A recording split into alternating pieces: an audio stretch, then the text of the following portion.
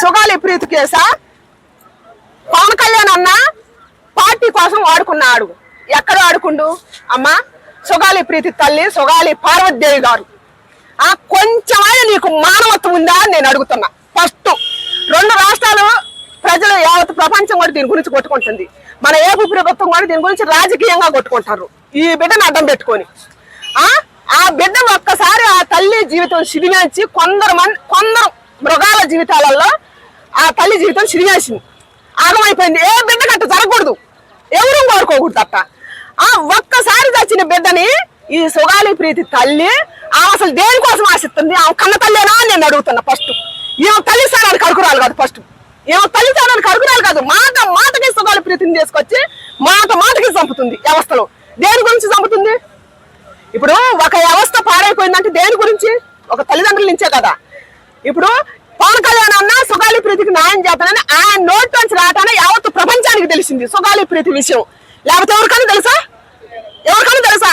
కొన్ని వేల మంది, కొన్ని లక్షల మంది రోజుకి ఇప్పుడు మన యావత్ ప్రపంచం మీద ఎంతో మంది సుగాలి ప్రీతులు చచ్చిపోతున్నారు. వాళ్ళ ఎత్తనయా ఎగులోకి?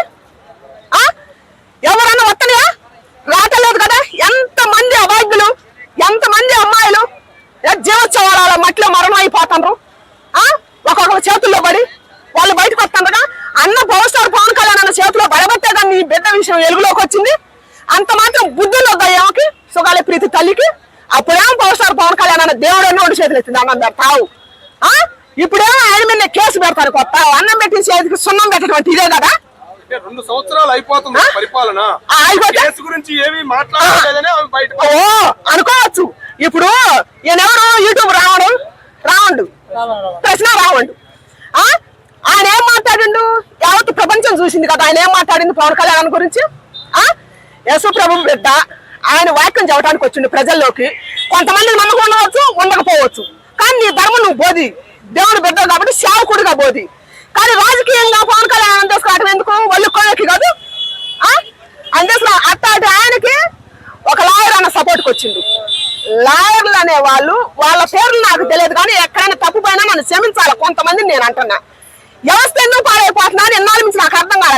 న్యాయస్థానంలో కోర్టులలో న్యాయదావతికి ఎందుకు కళ్ళకు గంటలు కడతారో ఇంతవరకు మనకు ఎవరికి తెలియదు కదా. ఇప్పుడు ప్రపంచానికి నేను పరిచయం చేస్తానేండి. న్యాయదావతికి కళ్ళకు గంటలు ఎందుకు కడతా అంటే ఎప్పుడన్నా ఒక్కసారి నేను న్యాయం వినకపోతున్నా చూడకపోతున్నా అని ఈ అన్యాయమైన వాదనలు వెళ్ళాక కళ్ళకు గంటలు ఆమెకి త్రాసు ఉంటుంది కదా, ధర్మ త్రాసు. ఎప్పుడు ఒకటి కిందకు ఒకటి పైకి ఎందుకుంటుంది, ఎప్పుడు కరెక్ట్గా ఎందుకుంటుందా, ఎప్పుడు వద్దుదో న్యాయం సరైన తీర్పు ఎప్పుడు వద్దు ఆ కోర్టులో. ఎప్పుడు వీళ్ళు ఈ న్యాయ వ్యవస్థను గెలిపించేది ఎప్పుడు? ఈయన కోసం ఆయన పోరాటం చేస్తుందంటే న్యాయ వ్యవస్థలో ఈయన నల్లకోట వేసుకుంది ఎందుకు? అంత కష్టపడి చదివింది ఎందుకు?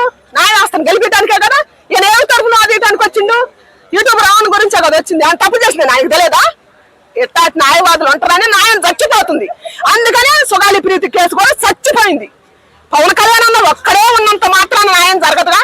ఆయన చుట్టూ ఉన్న వాళ్ళు కూడా మరో పవన్ కళ్యాణ్ అయితేనే కదా న్యాయం జరిగేది.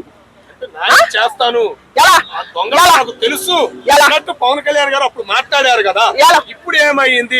గవర్నమెంటే వచ్చింది కదా, చెప్పింది కదా న్యాయస్థానం మార్పు చేసింది, ప్రూఫ్లు దొరకనీయకుండా చేసింది. న్యాయస్థానానికి ఏం కావాలా? సాక్ష్యాధారాలు కావాలా? సాక్ష్యాలు మాయం ఎవరి మీద చేసుకోవాలా? ఎప్పుడన్నా ప్రభుత్వమే కదా మాయం చేసింది. ఇప్పుడు అసలు ఆయనగా జైలు కొట్టింది, అసలు ఆయనగా జైలు కొట్టింది. అప్పుడు ఎప్పుడో 2 ఏళ్ల కిందది వాళ్ళు తారుమారు చేసి ఇప్పుడు ఆయన దేవుడైనా తీసుకురాలేడు. ఇప్పుడు ఆ రోజు జై కొట్టి ఈ రోజు ఇట్లా మాట్లాడి ఆయన మీదనే కేసు పెడతానికి వచ్చింది. కాబట్టి ఆమె కోసం నేను గట్టి మాట్లాడటానికి వచ్చిన పవన్ కళ్యాణ్ అనే ఇప్పుడు న్యాయం చేస్తానికి వచ్చిన వాడిని ఆ వంతున దుర్మార్గం కేసు పెడతానికి వచ్చిన. ఇంకా మళ్ళీ 2వ సారి వస్తారా? ఎట్టాటోళ్ళు తరిగి కొడితే మరో భగసింగ్ ఎడగొడతారు.